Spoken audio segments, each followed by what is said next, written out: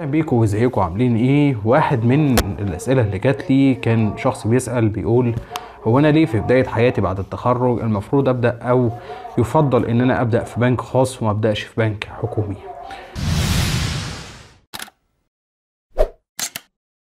في الفيديو ده انا هقول لك على شويه اسباب تخليك دايما تروح للبنك الخاص في البدايه وما تروحش للحكومي غير بعد ما يكون معاه خبره. للاسف الشديد البنوك الحكوميه عندنا في مصر الموظف بيدخل فيها ممكن يقعد فترات كبيره جدا في نفس وظيفته بدون ترقيه بدون اي شيء، وموضوع الواسطه والتطبيل والحاجات دي بيكون يعني هو اللي مستحوذ على الموضوع وهو المسؤول عن الترقيات والكلام ده. بعكس شويه، مش هنقول ان الخاص ما فيش فيه بنسبه 100%، بس على الاقل فيه احترام شويه وبيبقى فيه قوانين للكلام ده وارقام بتقول الشخص ده يترقى او لا، مش مجرد محسوبيه وقرب الناس للمديرين وكده. الموضوع ما بيكونش بالشكل ده.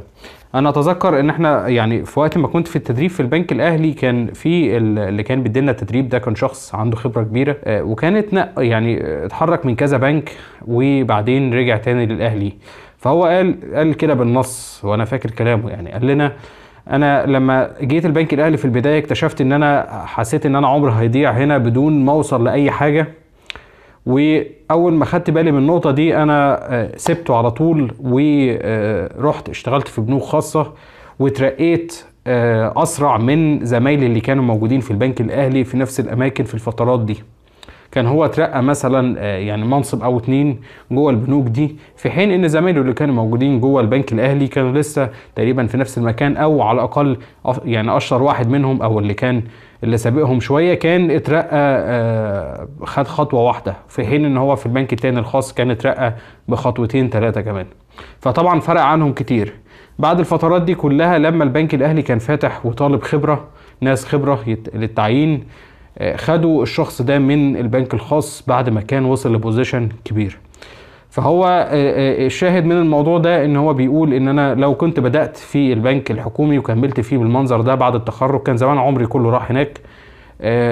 مش حاجة كويسة جدا، ويفضل ان انت تبدأ في بنك خاص تترقى فيه اسرع تستفيد منه. اولا هو ماديا افضل، سيبك من موضوع الاستقرار ده، انت لسه شاب مش شخص عايز وظيفة حكومية. التفكير بقى القديم العقيم بتاع البنوك الحكومية والاستقرار والكلام الفاضي ده، الكلام ده مش حقيقي، وهتكتشف انت بتضيع عمرك بدون ترقيات وبدون اي شيء. لو انت مجرد شخص عايز تروح تبقى بتقبض اخر الشهر وتروح، فالبنك الحكومي طبعا مناسب ليك جدا. انما لو انت شخص باصص لحياتك قدام، باصص ان انت في سن صغير ممكن توصل لبوزيشن كويس او حاجه، فطبعا البنوك الخاصه بتكون افضل في الاختيار ده.